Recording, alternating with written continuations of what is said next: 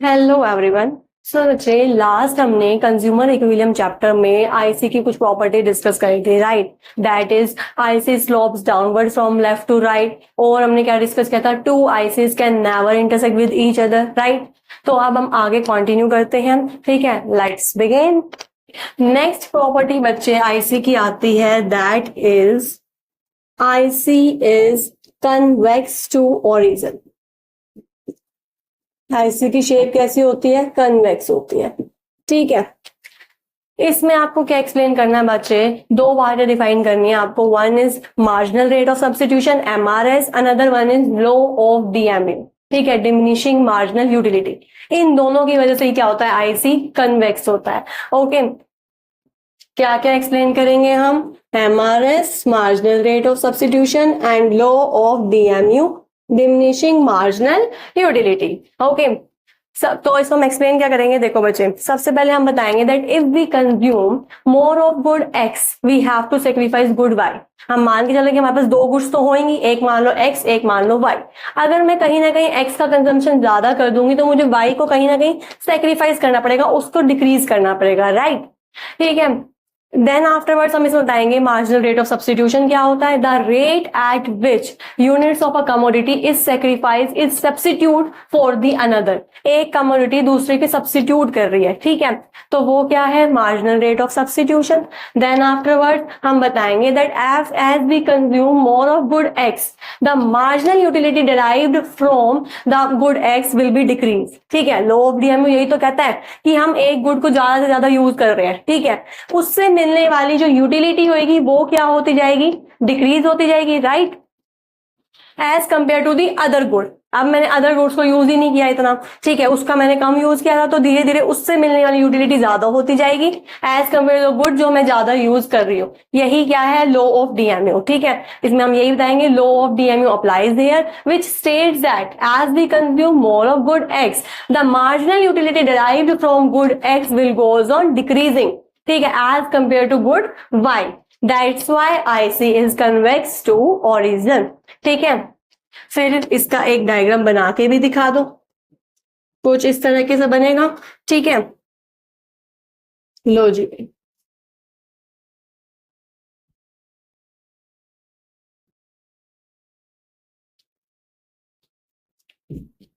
अब जो ये ट्रायंगुलर पोर्शन आया है हमारे पास, वो क्या है बच्चे?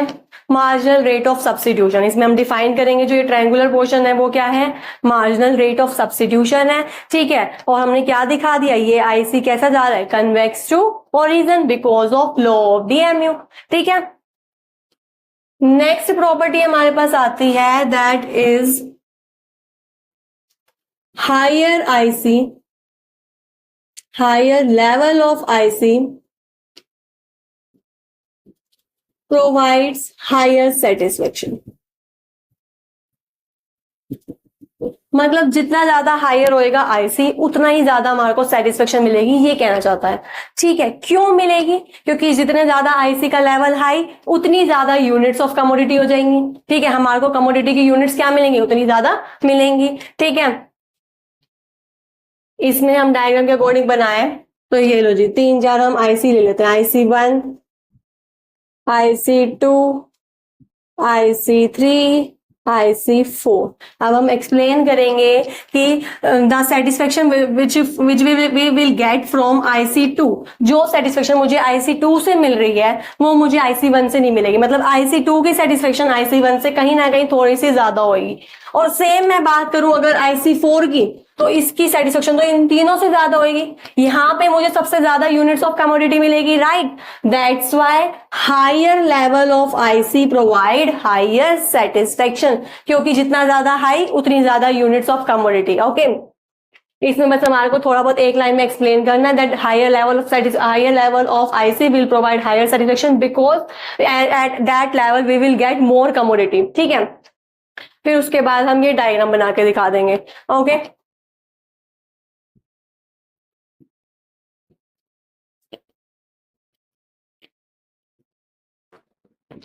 अब बच्चे लास्ट प्रॉपर्टी है आईसी की कि IC never touches x axis और ना ही वाई एक्सिस। ठीक है, वो कभी एक्स एक्सिस को भी टच नहीं करती, कभी वाई एक्सिस को भी टच नहीं करती। आप ध्यान से ऑब्जर्व करें, कोई सा भी आईसी का डायग्राम देखें तो वो टच नहीं करेगा, वो मिडल में होगा, ना ही वो वाई एक्सिस को टच करेगा ना ही वो एक्स एक्सिस को टच करेगा। ठीक है, इसका क्या रीजन है बच्चे? तो सबसे पहले तो हम क्वेश्चन में क्या कह रहे हैं कि टच नहीं करेगा ना, तुम टच करवा ही दो एक बार। ठीक है, एक बार तुम करवा के दिखाई दो समझाने के लिए। मैंने 2 आईसीस के लिए ले लिए। ये लो जी।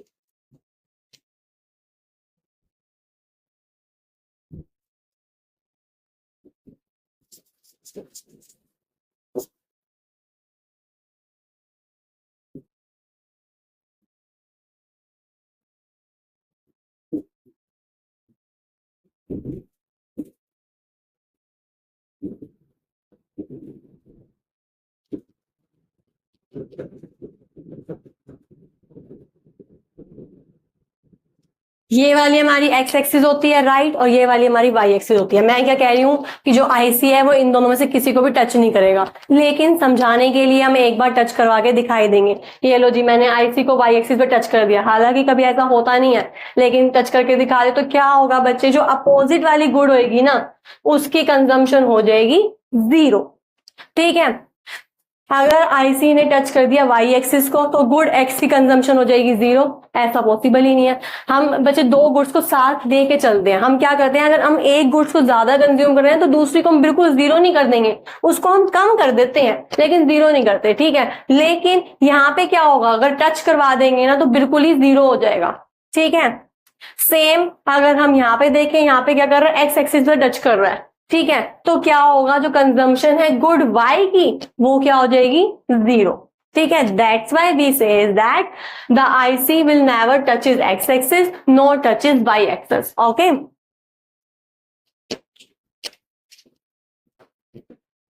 तो बच्चे अब हमारा आईसी की प्रॉपर्टीज तो डिस्कस हो गई। नेक्स्ट हमारा वेरी इंपॉर्टेंट और लास्ट टॉपिक आता है, दैट इज बजट। ओके,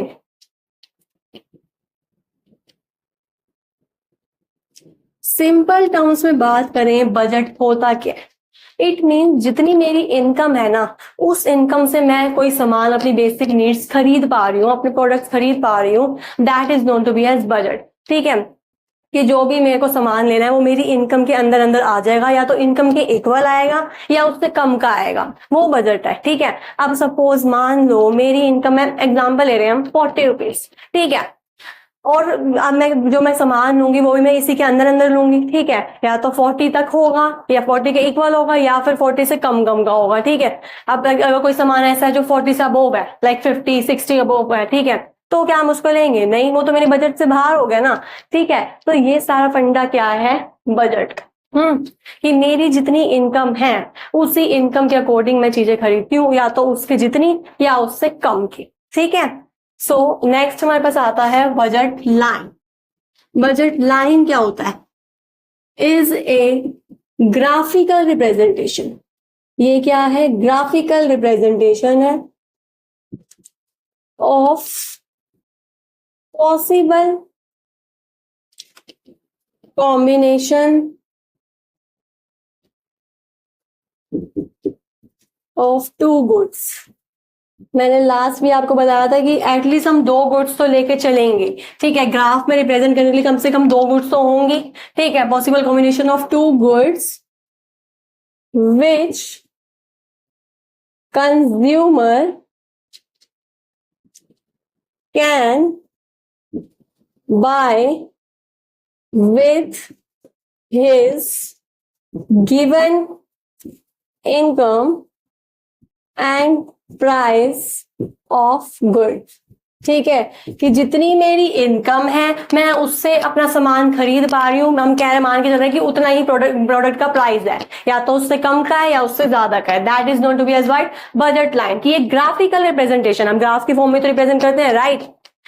ठीक है, अब इसको एक्सप्लेन करने के लिए हम ले लेते हैं, पहले तो हम बता देंगे इनकम। वही 40 रुपीज वाला इजी सिंपल सोबर एग्जांपल ले लेते हैं कि मेरी इनकम क्या है, 40 रुपीज है, मान के चल रहे हैं। ठीक है, उसके बाद हमने ले ली प्राइस ऑफ गुड एक्स ठीक है, प्राइस ले लिया गुड एक्स का, लेट इट बी ₹10 की जो मेरे को गुड एक्स लेनी है उसका प्राइस है 10 रुपए। ठीक है, सिमिलरली प्राइस ऑफ, अब दो गुड्स तो लेंगे तो गुड वाई का प्राइस भी क्या है 10 रुपीज, 10 + 10 20। ये तो भाई मेरी इनकम के अंदर अंदर आ जाएगा, राइट, उल्टा पैसे बच भी जाएंगे, है ना। तो यही क्या है, बजट। ओके,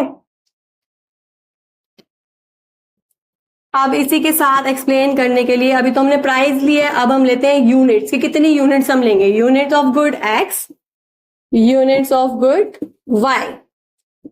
ठीक है, एक तरफ मैंने ले ली यूनिट्स गुड एक्स की, एक तरफ मैंने ले ली गुड यूनिट्स गुड वाई के। ओके, 0 से स्टार्ट करते हैं, 0 1 2 3 4, आप सो ऑन जितना लेना चाहे ले सकते हैं। अब मैं क्या करूंगी, गुड वाई की लेने के लिए ना इसी को उल्टा कर देते हैं, 4 3 2 1 0। ओके, अब जहां भी टेबल बनती है नेक्स्ट स्टेप हमारा होता ही क्या है, डायग्राम का। लो जी भाई, डायग्राम बना देते हैं। एक तरफ मैंने ले ली यूनिट्स ऑफ गुड एक्स और यहां पे यूनिट्स ऑफ गुड वाई आ जाएगी। ठीक है, 0 1 2 3 4, 1 2 3 4। 0 पे यूनिट वाई क्या थी, 4 थी, ये लो जी 4। 1 पे क्या थी, 3, ये लो जी 4 3। देन 2 पे 2, ये लो जी 2 पे 2। 3 पे 1, 3 पे 1, 4 पे 0, ये लो जी 0। कुछ हमारा इस तरीके से बन गया बजट लाइन। ठीक है, डायग्राम हो गया, यूनिट्स हो गई। नेक्स्ट हम एक्सप्लेनेशन करते हैं, तो हम इसमें यही बताएंगे, the point we get, the line we get is known to be as budget line. ठीक है, इसी को हमने क्या बोल दिया, बजट लाइन। इसको हम नाम दे देते हैं ए बी। ठीक है, and each point on this budget line, ये जितने भी पॉइंट्स हमने मार्क करे हैं बजट लाइन पे, it shows that possible combination of two goods. ये हमारे को क्या शो करता है, पॉसिबल कॉम्बिनेशन टू गुड्स का जो कंज्यूमर परचेज कर सकता है with this given income and price of commodity. इसका मतलब एक्सप्लेनेशन में कुछ भी नहीं लिखना, आपको सिर्फ ये पॉइंट उठा के लिख देना जो आपने डेफिनेशन में एक्सप्लेन किया था कि टू गुड्स कंज्यूमर परचेज कर पा रहा है अपनी इनकम से, जितना प्राइस है कमोडिटी का। ठीक है, so this is the whole concept of budget line. एक फुल फ्लेज क्वेश्चन आपका हो गया प्रिपेयर। सबसे पहले इसमें मैंने क्या डिफाइन किया, बजट लाइन होता क्या है। ठीक है, देन आफ्टरवर्ड्स मैंने कुछ एग्जांपल के लिए ले लिया, इनकम ले ली मेरी सपोज 40 रुपीज। अब दो गुड्स तो लेके चलेंगे ही हम, तो गुड एक्स और गुड वाई ले ली जिसका प्राइस हमने ले लिया। ठीक है, अब जहां हमने ली है तो हम ये भी तो देखेंगे कितनी यूनिट्स हम उस चीज की परचेज कर रहे हैं, राइट। तो ये लो जी, यूनिट ऑफ एक्स ले ली, यूनिट ऑफ वाई ले ली। ठीक है, unit of x y table बनी। अब जहां टेबल उसके according next step is our diagram. Diagram ले लिया, फिर उसकी इसकी एक्सप्लेनेशन करने के लिए हमने डेफिनेशन में से उठा दिया, हमारी एक्सप्लेनेशन हो गई। ठीक है, this is the full fledge question और 4 to 5 marks. Okay, so that's it for today. मिलते हैं नेक्स्ट क्लास में। ठीक है, तब तक के लिए thanks for watching, bye bye.